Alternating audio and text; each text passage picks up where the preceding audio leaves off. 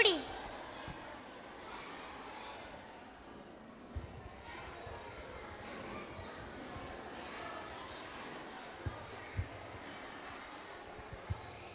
ಇಲ್ಲ ಅಮ್ಮ, ಆಗ್ತಿಲ್ಲ, ತುಂಬ ಹೊಟ್ಟೆ ನೋವುತ್ತಿದ್ದೆ.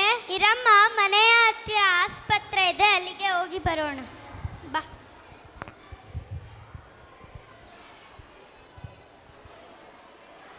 ಡಾಕ್ಟರ್ ಡಾಕ್ಟರ್, ಬನ್ನಿ ಕುಳಿತುಕೊಳ್ಳಿ.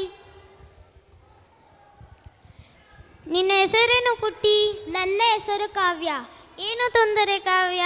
ಡಾಕ್ಟರ್, ನಿನ್ನೆಯಿಂದ ತುಂಬ ಹೊಟ್ಟೆ ನೋವುತ್ತಿದ್ದೆ, ಶಾಲೆಗೂ ಕೂಡ ಹೋಗಿಲ್ಲ. ಸರಿ, ನಿನ್ನೆಯಿಂದ ಏನೇನು ತಿಳಿದೆ ಹೇಳ್ತೀಯಾ?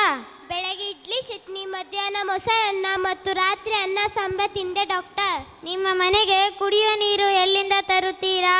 ಮನೆ ಮುಂದೆ ಸಾರ್ವಜನಿಕರ ನಲ್ಲಿ ಇದೆ, ಅಲ್ಲಿಂದ ತರುತ್ತೇವೆ. ನೀವು ನೀರನ್ನು ಹಾಗೆ ಬಳಸುತ್ತೀರಾ? ಇಲ್ರಿ ಮೇಡಮ್, ಕುದಿಸಿ ಆರಿಸಿದ ನಂತರ ಮಕ್ಕಳಿಗೆ ಕುಡಿಯಕ್ಕೆ ಕೊಡುತ್ತೀವಿ. ನಿಮ್ಮ ಮನೆ ವಾತಾವರಣ ಹೇಗಿದೆ?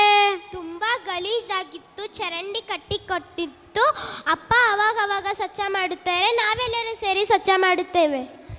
ಸರಿ, ಇವಾಗ ನಿನ್ನ ಪರೀಕ್ಷೆ ಮಾಡೋಣ.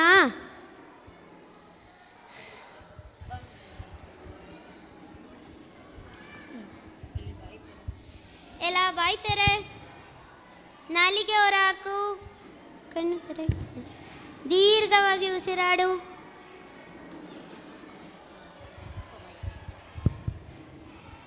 ನಿಮ್ಮ ಮನೆ ವಾತಾವರಣನೂ ಚೆನ್ನಾಗಿದೆ, ನೀವು ಕುದಿಸಿ ಆರಿಸಿದ ನೀರನ್ನು ಕುಡಿತೀರಾ, ಆದರೂ ನಿಂಗೆ ಹೆಂಗೆ ಹೊಟ್ಟೆ ನೋವು ಬಂತು? ನಿನ್ನ ದಿನನಿತ್ಯ ಆಹಾರದ ಜೊತೆ ಏನಾದ್ರು ತಿಂದ್ಯಾ? ನೆನಪು ಮಾಡಿಕೋ. ಅದು ಅದು ಯಾಕೆ ಭಯ? ಅದು ಶಾಲೆ ಮುಂದೆ ಕರೆದಿದ್ದ ತಿಂಡಿಯನ್ನು ನಾನು ತಿಂದೆ. ಅಮ್ಮ ಬೈಯುತ್ತಾಳೆ ಎಂದು ನಾನು ಹೇಳಿಲ್ಲ. ನೋಡಿದೀಯಾ, ನಿನ್ನ ಹೊಟ್ಟೆ ನೋವಿಗೆ ಕಾರಣ ನಿನ್ನ ಬಳಿಯೇ ಇದೆ. ರಸ್ತೆ ಬದಿಯಲ್ಲಿ ಮಾರುವ ತಿಂಡಿ ತಿನಿಸುಗಳನ್ನು ತಿನ್ನಬಾರದು, ಅವುಗಳ ಮೇಲೆ ಕ್ರಿಮಿಕೀಟಗಳು ಕುಳಿತಿರುತ್ತವೆ. ನೀವೇ ಹೇಳಿ, ಒಳ್ಳೆ ಕೆಲಸ ಮಾಡಿದ್ರಿ, ನನ್ನ ಮಾತೆ ಕೇಳೋದಿಲ್ಲ ಅಂತಾರೆ. ಹಬ್ಬ, ಈಗ ಸಮಾಧಾನ ಇತ್ತು. ಎಲ್ಲೋ ಇಂಗ್ಲೀಷನ್ ಕೊಡ್ತೀರಾ ಅಂತ ತುಂಬ ಭಯವಾಗಿತ್ತು. ಈಗ ಈ 2 ದಿನಕ್ಕೆ ಔಷಧಿಯನ್ನು ಕೊಡುತ್ತೇನೆ. ಮುಂದೆ ಯಾವತ್ತೂ ರಸ್ತೆ ಬದಿಯಲ್ಲಿ ಮಾರುವ ತಿಂಡಿ ತಿನಿಸುಗಳನ್ನು ತಿನ್ನಬೇಡಿ.